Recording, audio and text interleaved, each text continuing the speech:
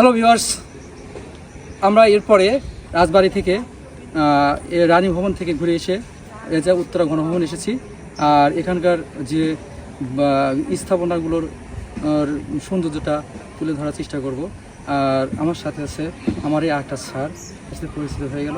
Sir আসসালামু আলাইকুম, কেমন আছেন? আলহামদুলিল্লাহ ভালো আছি। তো আজকে আপনার সাথে দেখা আমার খুবই ভালো লাগলো। আর এটা আপনার স্টুডেন্ট না? আমার স্টুডেন্ট। যাই হোক, স্টুডেন্টের জন্য আমি এই ইটালি ভবনে ঢুকতে পেরেছি, ওকে ধন্যবাদ জানালাম আমার এই পেজেতেই। আচ্ছা, তো তোমার নামটা কি? মোহাম্মদ আমির হামজা। মোহাম্মদ আমির হামজা। ওনার ইতে আমি এখানে সৌন্দর্য দেখতে পারলাম। আর একটু সংক্ষিপ্ত এটা একটু বর্ণনা দিবেন এখানকার, একটু বর্ণনা আপনার মুখ থেকে শুনতে চাই, দেখি স্যারের মুখ থেকে শুনতে চাই। দীঘাবতী রাজবাড়ি নাটোর রাজাদের ইতিহাসে সবচেয়ে উল্লেখযোগ্য রাজপরিবার। দীঘাবতী রাজবাড়িটি প্রধান আকর্ষণ হলো দীঘাবতী রাজবাড়ির এই রাজ প্যালেস, এই প্যালেস ঘর, এবং পাশে এখন আমরা যেখানে বসে আছি এই ইটালি গার্ডেন। এই দুইটা সবচেয়ে প্রধান আকর্ষণ। এখানে এই রাজ পরিবারে প্রায় 5 থেকে 6 জন রাজত্ব করেন। এই রাজ পরিবারের এই রাজ প্যালেসের চতুর্দিক দিয়ে পরীক্ষা পানি দ্বারা পরিবেষ্টিত। এই নিরাপত্তার জন্য রাজা বৈঠক বসতো।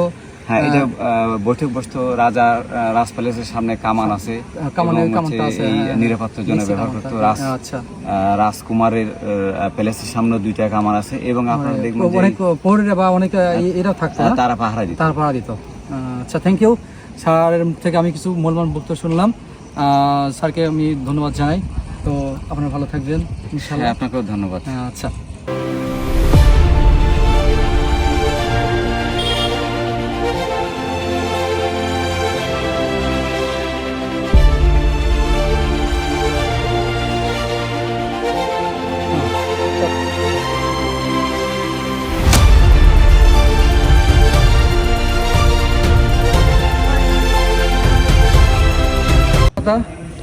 এই সেই রাজা প্রসন্ননাথ রাজার মূর্তি পাশে দাঁড়িয়ে আছে, আমি দেখতে পাচ্ছেন।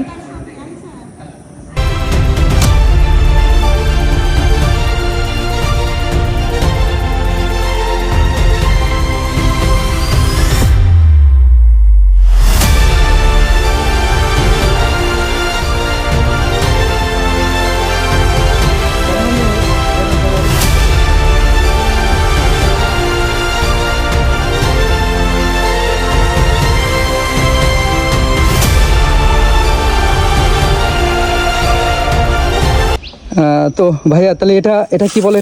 এটাকে বলে হচ্ছে যে রানীর ঘাট। এখানে রানী এসে গোসল করতো এখানে। আচ্ছা, হ্যাঁ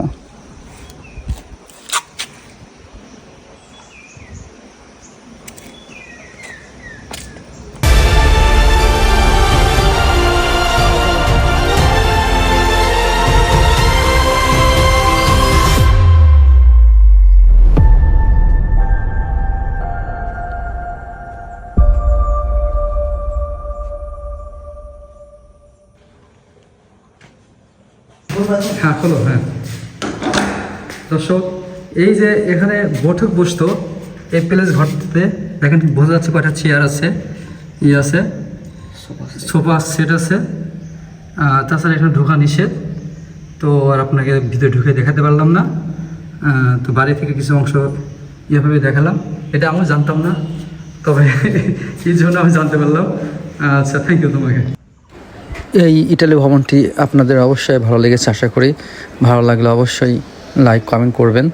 বসন্তের সময় আসলে এখানে অসংখ্য ফুলের সমারোহ দেখতে পাওয়া যায়। তো এখন আর সেই দৃশ্যটা আপনাদের দেখাতে পারলাম না। এবার চলুন এই ভবনটির বাইরের দৃশ্যগুলো দেখে আসি।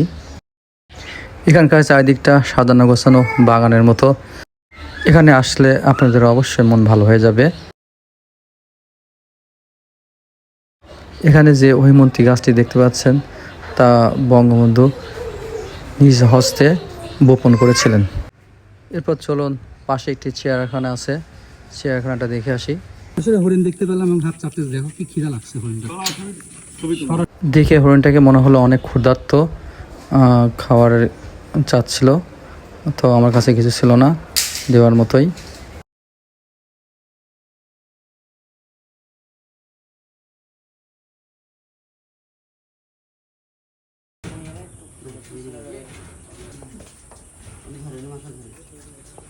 নাম হচ্ছে হীরা, আফ্রিকান প্যারট হীরা। সুন্দর একটা ময়ূর দেখতে পেলাম। তাহলে দর্শক এই পর্যন্তই, আশা করি আপনাদের ভালো লেগেছে। ভালো লাগলে অবশ্যই লাইক কমেন্ট শেয়ার করবেন। আরেকটি নতুন ভিডিও আসা পর্যন্ত আপনারা ভালো থাকবেন, সুস্থ থাকবেন এই কামনা করে শেষ করছি। আল্লাহ হাফেজ।